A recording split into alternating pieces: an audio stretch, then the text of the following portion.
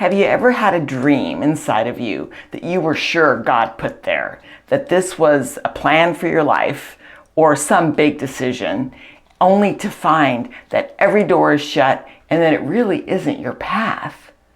Well, this is what happened to Louis and Zélie Martin. These are Saint Thérèse of Lisieux's parents, and they had a different trajectory for their life. They were going in a completely different direction.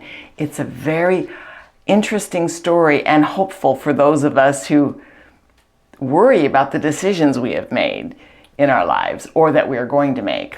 Louis loved the Lord, and he was athletic, and he was an outdoorsy kind of guy.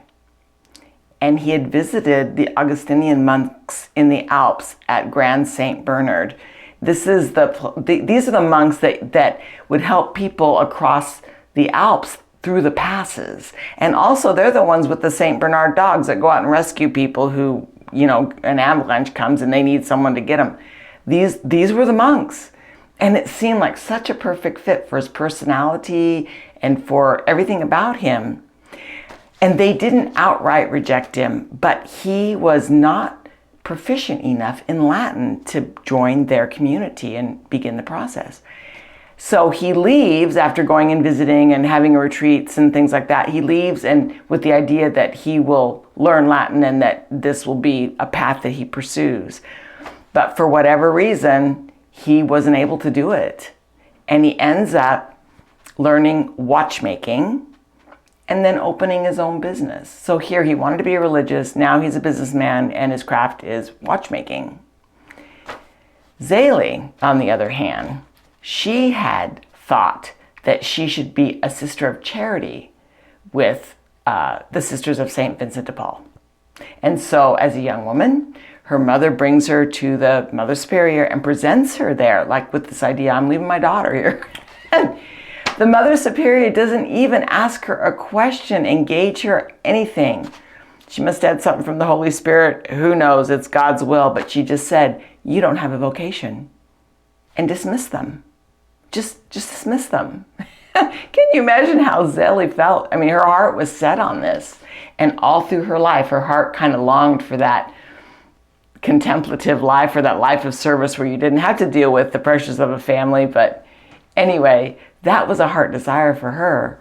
And so she ends up going to school to learn intricate lace making and then opening her own business. So here we have two people, both wanting a religious life, both business owners. It's 19th century France, and that's the situation going on for them. One day, when Zélie was walking across a bridge and Louis was walking from the other direction and they crossed, she heard an interior voice. Now, this is not unusual for Zélie. She did have a mystical side, and I commend her for not shutting it down just because she didn't get it right when it came to becoming a sister of charity for Vincent de Paul. Anyway, so she hears this interior voice, and it says, "This is he whom I've prepared for you." Can you imagine that? So, long story short, 3 months later, they're married. Before we get into the next stage of this whole decision making with them and discerning and correctly and everything, I want to talk to you about God's will for our lives, because they really had an idea of how things were going to go, and things went a whole different direction for them. And sometimes when we make a decision, we have really good intentions and we really do believe it's the Lord's will, but we just have to trust him because he is like what I would say the divine GPS. So when you turn on your phone to give you directions to go somewhere, or a GPS system in your car, it tells you what to do. If you were not to listen to it or to mishear, not get it right, and you're going a way different direction, when you finally, let's say you're 300 miles off course, you didn't do it right, the GPS doesn't send you back to the beginning. The GPS gets you to your destination that God has in mind for you from where you're at. And it's that way for us in a very mystical sense. We can't go back in time maybe we didn't quite make the right decision, or it wasn't the one, or maybe it was the one, but the path is what we needed before we could actually say yes to God. There's endless possibilities in this. We just have to trust the Lord. But we don't get to go back in time when we are listening to the Lord. If He gets us where we need to be from every point we're at. So where I am at my life right now, where you are in your life right now, is the perfect starting point to get where He needs you to go. You don't get to go back in time and start over. We don't get do-overs, but we get remakers. That's Jesus. He remakes everything, and so he gets us there.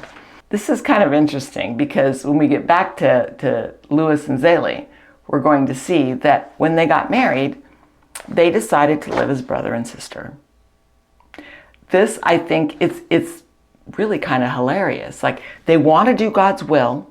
They're trying to do God's will. They got married. That was God's will.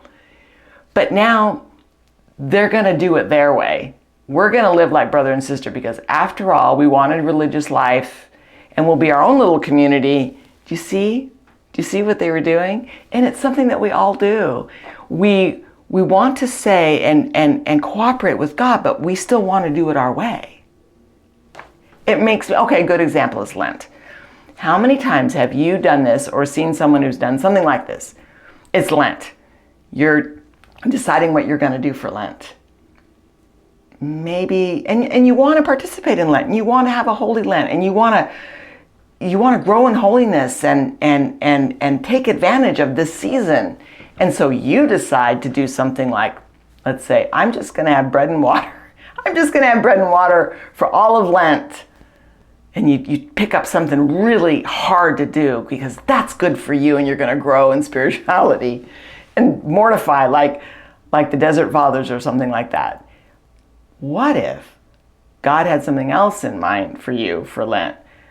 Maybe you've got a little critical nature and you automatically think critical thoughts about your family or your friends. You're just automatically finding fault, critical. Let's say you have that. I'm not saying you do, but let's say that's a problem. What if the Lord wanted you to work on that?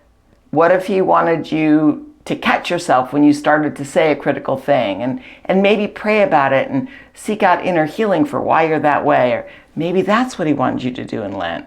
But you didn't listen to Him. You went for this big mortification thing because that's what you decided to do. And in doing that, you might make the thing that the Lord wanted you to work on worse.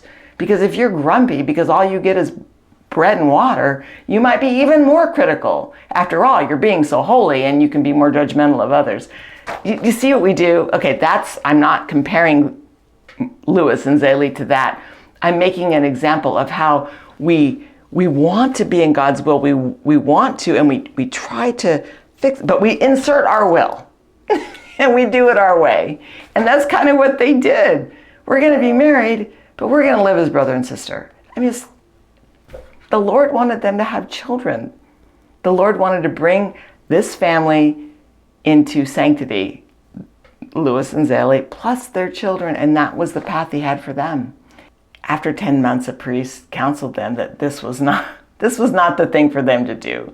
So they lived as married people with the intimacy that is available in married life, and then they had children and embraced that part of their marriage. But think about it. Sometimes when life gets tough, the choices that God made for us, like for Louis and Zélie, to be married, to have children, to go that route, which was so hard. They lost children. There were some real hardships, joys and hardships. And there was a temptation. And there was a temptation for Zélie particularly, we know. It may have been for Louis, but we have her writings. She used to write her sister a lot. And her sister was a religious. And of course, that probably reminded her a lot of the life she could have had. But she would write her sisters, and we have those letters. And she would long for, if I could just be a religious instead of this hard life, running a business, these children, the hardship, the whole thing. I have a quote from her of how she would kind of combat that and think, but the Lord had this in mind. But quickly, when this would happen, I tell myself, I wouldn't have my 4 little girls, my charming little Joseph. No, it's better that I struggle where I am and that they are here. So that was the way she combated that temptation. But it reoccurred in her life over and over, and she had to remind herself of her children, even when they died. She had to remind herself that they were eternal, and then it was much better that she had them and then lost them, because she would have them for an eternity. Because well-meaning people might say, you shouldn't have had those kids, too hard. Anyway, she did what she needed to do. And there's so much more to come. This couple have a lot to show us and to teach us.